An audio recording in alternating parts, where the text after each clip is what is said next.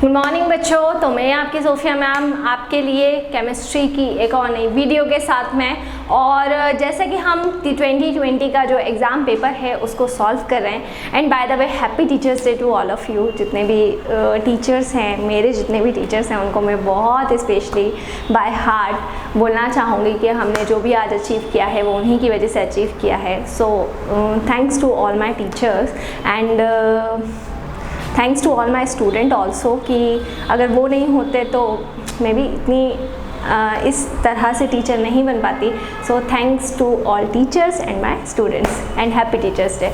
चलिए, तो हम पढ़ रहे थे CBSE 2020 का एग्ज़ाम पेपर, ठीक है। तो क्वेश्चंस हमने सारे कर लिए हैं। अगर देखा जाए तो क्वेश्चंस हमारे सारे हो चुके हैं। हम MCQs वाला टॉपिक कर रहे थे। तो CBSE 2020 का एग्ज़ाम पेपर्स हम केमिस्ट्री का सॉल्व कर रहे हैं, और इसमें असर्शन रीज़न वाले जो MCQs हैं वो हमने ऑलमोस्ट पूरे तरीके से कंप्लीट कर लिए थे। अब हम यहाँ पर असर्शन रीज़न के बाद में अगर हम बात करें तो असर्शन रीज़न के बाद में हम पढ़ रहे हैं हमारा अगला MCQ जो है क्वेश्चन नंबर 15, ठीक है। तो ये MCQs है। Right the correct IUPAC naming, right the correct IUPAC naming. आपको मैं यहाँ पर एक कॉम्प्लेक्स दूंगी, कंपाउंड दूंगी, और उसकी आपको क्या करना है, एकदम करेक्ट IUPAC नेमिंग करना है। तो देखिए कैसे करेंगे आप। यहाँ पर आपने लिख दिया CH3, फिर C, फिर CH2, फिर CH3, ऊपर CH3 और नीचे हो जाएगा COOH, ठीक है। ये आपको दिया गया है। अब इसकी हमें करेक्ट IUPAC नेमिंग बतानी है। आपको 4 ऑप्शंस दिए गए हैं, लेकिन मैं आपको 4 ऑप्शंस नहीं देने वाली हूँ, मैं आपको ऐसे ही समझाने वाली हूँ।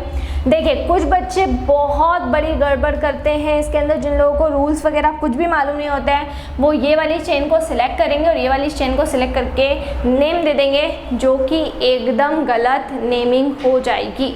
तो आपको ऐसा नहीं करना है, क्योंकि हम रूल पढ़ चुके हैं जब हमने ऑर्गेनिक केमिस्ट्री पढ़ा था कि जो भी हमारा IUPAC नॉमेनक्लेचर होता है, अगर उस IUPAC नॉमेनक्लेचर के अंदर हमें फंक्शनल ग्रुप आ रहा है तो फंक्शनल ग्रुप को आपको बिल्कुल भी लीव नहीं करना है, फंक्शनल ग्रुप को आपको कैरी करके चलना है। तो क्योंकि यहाँ पर मेरा COOH जो है ये एज अ फंक्शनल ग्रुप यहाँ पर मेरा वर्क कर रहा है, तो COOH को मुझे बिल्कुल भी छोड़ना नहीं है। COOH मेरा एज अ फंक्शनल ग्रुप यहाँ पर उसको मुझे मेन चेन में लेना ही पड़ेगा। तो अगर मैं COOH को कैरी करते हुए जो भी सबसे लॉन्गेस्ट चेन देखती हूँ, तो वो सबसे लॉन्गेस्ट चेन मेरी ये वाली होगी। देखिए, ये मेरी हो जाएगी सबसे लॉन्गेस्ट चेन, है ना।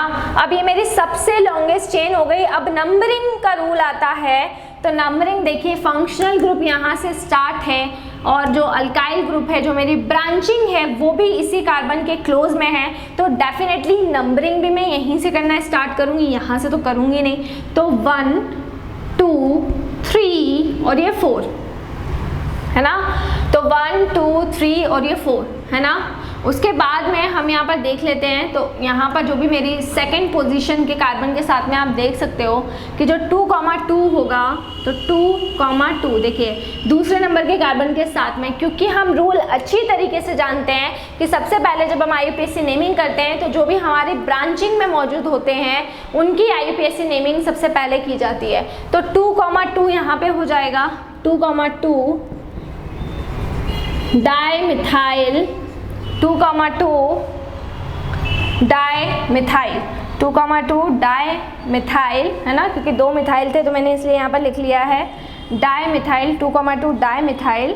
और उसके बाद में 4 को हम क्या बोलेंगे, ब्यूटेन, है ना। और कार्बोक्सिलिक एसिड के लिए क्या लगा देंगे, ओइक एसिड, है ना।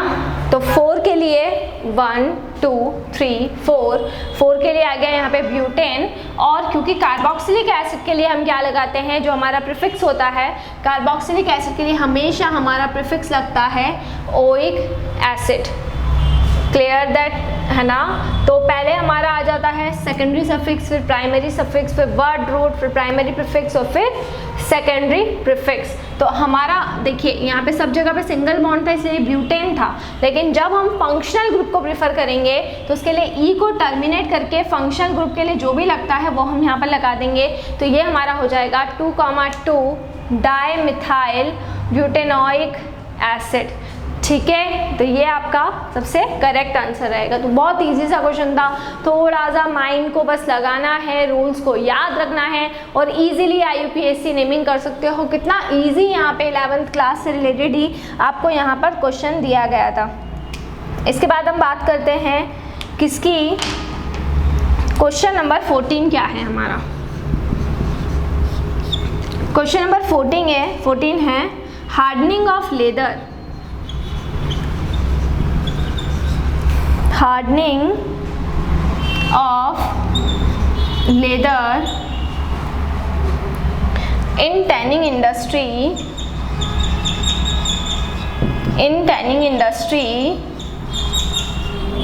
hardening of leather in tanning industry is based on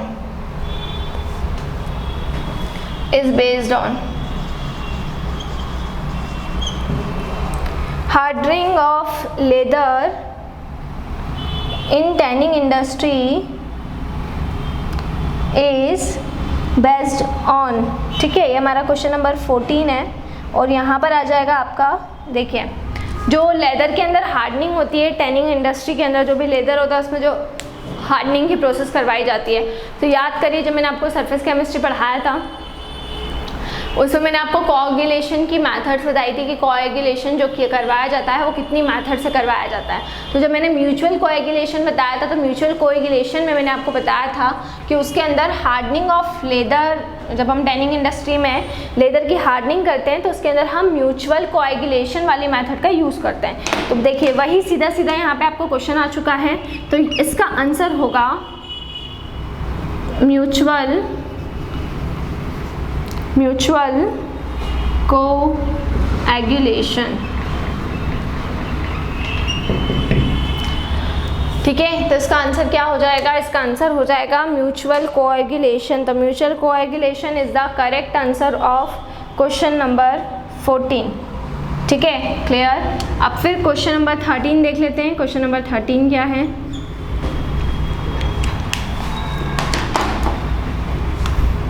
out of the following transition elements, out of the following transition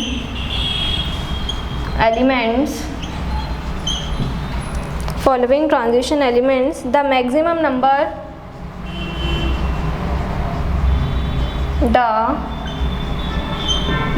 number of oxidation state।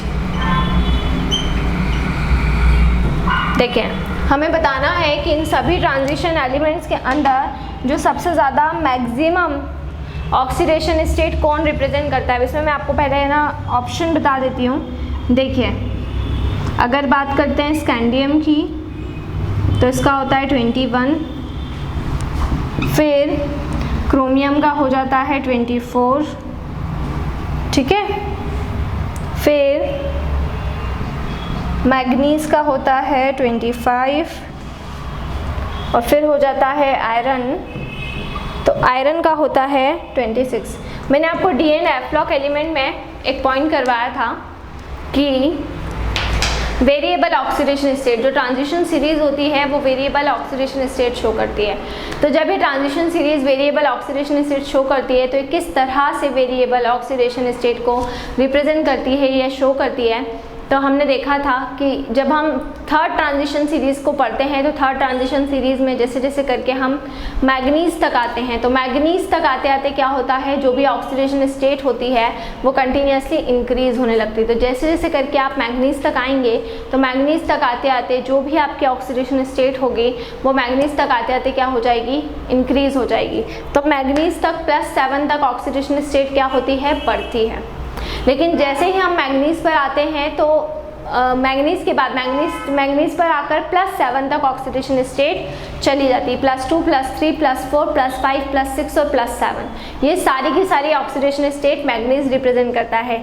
ठीक है, स्कैंडियम, टाइटेनियम, वैनेडियम, क्रोमियम और क्रोमियम की +6 तक होती है और फिर मैंगनीज पे +7 तक हो जाती है।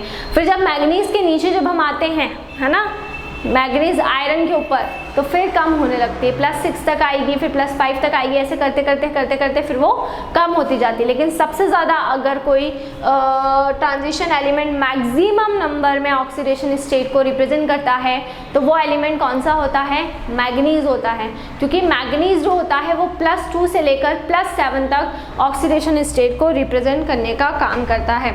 तो यहाँ पर आपका जो आंसर हो जाएगा क्वेश्चन नंबर 13 का, वो आंसर हो जाएगा मैंगनीज, Mn, मतलब ऑप्शन नंबर सी। ठीक है, तो देखिए सबसे पहले आपको क्या था, क्वेश्चन नंबर 15 क्या था? क्वेश्चन नंबर 15 में आपको IUPAC नेमिंग करनी थी, तो हमने यहाँ पर जो भी कॉम्प्लेक्स था उसको लिया, सॉरी ऑर्गेनिक कंपाउंड को लिया, और हमने यहाँ पर फंक्शनल ग्रुप को प्रेफरेंस देते हुए यहाँ पर IUPAC नेमिंग मैंने आपको करना सिखाया। तो इसके IUPAC नेमिंग होगी 2,2-डाइमिथाइल ब्यूटेनोइक एसिड। फिर अगर हम बात करें क्वेश्चन नंबर 14 की, तो हार्डनिंग ऑफ लेदर वाला जो क्वेश्चन था टैनिंग इंडस्ट्री के अंदर, वो किसके ऊपर बेस्ड होता है? तो वो म्यूचुअल कोएगुलेशन के ऊपर बेस्ड होता है। फिर क्वेश्चन नंबर 13 था कि इन सभी ट्रांजिशन एलिमेंट्स में से सबसे ज़्यादा मैक्सिमम ऑक्सीडेशन स्टेट कौन रिप्रेजेंट करता है? तो वो कौन होता है? वो होता है मैंगनीज। तो इस तरीके से आपको ये जितनी भी पूरी प्रॉपर जो भी ऑक्सीडेशन स्टेट है वो आपको यहाँ पर बतानी पड़ेगी। और 15 से लेकर ये आपके कहाँ तक के 13 तक के क्वेश्चन जो हैं वो आपके हो गए हैं कंप्लीट। इसके बाद में 13 के पहले वाले जो क्वेश्चन हैं, जो MCQs हैं, उनको हम नेक्स्ट वीडियो में डिस्कस करेंगे। सो इसी तरह से जुड़े रहिए हमारे साथ में, वीडियोस को लाइक करते रहिए, चैनल को सब्सक्राइब करना ना भूलें। कोई भी डाउट, कोई भी क्वेरी हो, इसे आप कमेंट सेक्शन में डाल सकते हैं।